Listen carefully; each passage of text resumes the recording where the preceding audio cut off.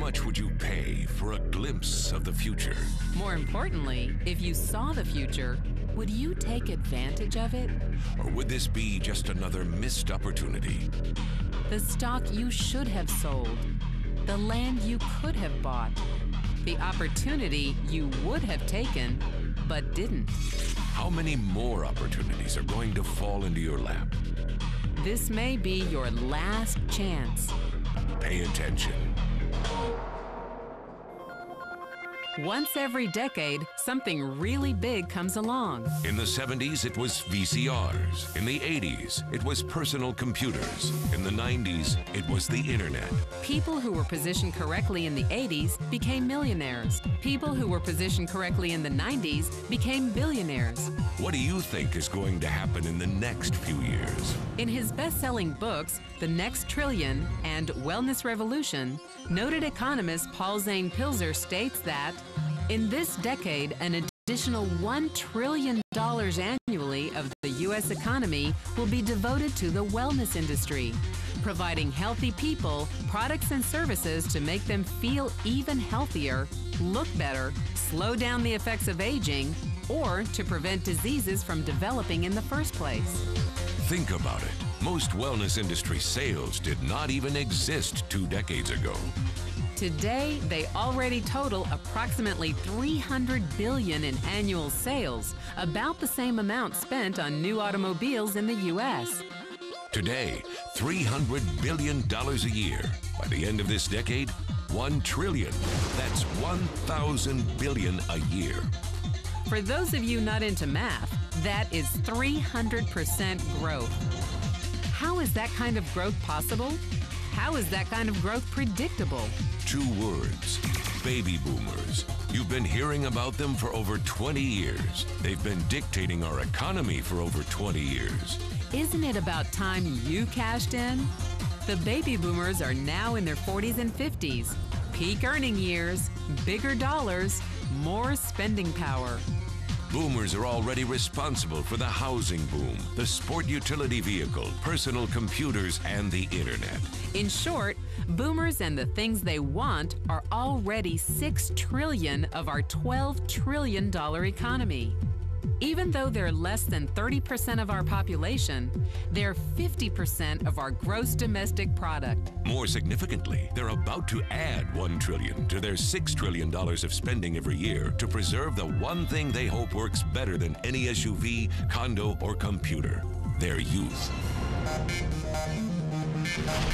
Youth, anti-aging, health, wellness, the next big thing. By taking control of their lives, baby boomers are creating a revolution in wellness, and it is happening fast. Look, changes that used to take place over decades now take place in a few years or less. When Henry Ford invented the Model T in 1908, it took 7 decades for automobiles to become a $1 trillion industry. When IBM released the first PC in 1981, it took only 1 decade for the PC to surpass automobile sales and become a $1 trillion industry. Now, the wellness industry will exceed $1 trillion in just the next 5 years. $1 trillion. That's $2.7 billion every day, $114 million every hour, $1.9 million every minute. In the 1990s, the number of U.S. millionaire families rose from 3.6 million to 7.2 million. Economist Pilzer predicts that an additional 3.6 million families will become millionaires over the next 5 years, many of them by working in the wellness industry. So how do you cash in on this wellness revolution? You have 4 options. 1, as a practitioner. 2, as a manufacturer. 3, as a retailer. Or 4, as a distributor. Practitioners like doctors, massage therapists, chiropractors, and naturopathic healers stand to make a fortune in the next few years. If they can afford to pay off their school loans. If they can stay ahead of the insurance companies. If they keep trading time for money. Manufacturing is a great business to be in if you have millions to invest in infrastructure, patents, patents, research, shipping and receiving. Retailing? Sure, great opportunity. If you can afford franchise fees, 7-day work weeks, advertising, inventory, and employee problems. Distribution? Exactly. Because the greatest personal fortunes of the past 3 decades were made by people who found better ways of distributing things rather than better ways of making things. People like Sam Walton of Walmart and Fred Smith of Federal Express.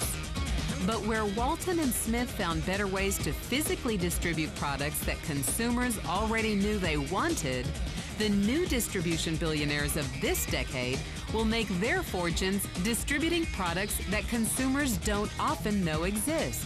The new distribution billionaires, people like Jeff Bezos of Amazon.com, made their fortunes educating consumers about new products and new distribution channels. It's been called business at the speed of thought. Better products, better distribution, better opportunity. Why? Because 78 million baby boomers with 1,000 billion in cash can't be stopped. They want to go rollerblading. They want to drive sports cars. They don't want to age. And they are willing to spend almost anything to stay young, healthy, and full of vitality.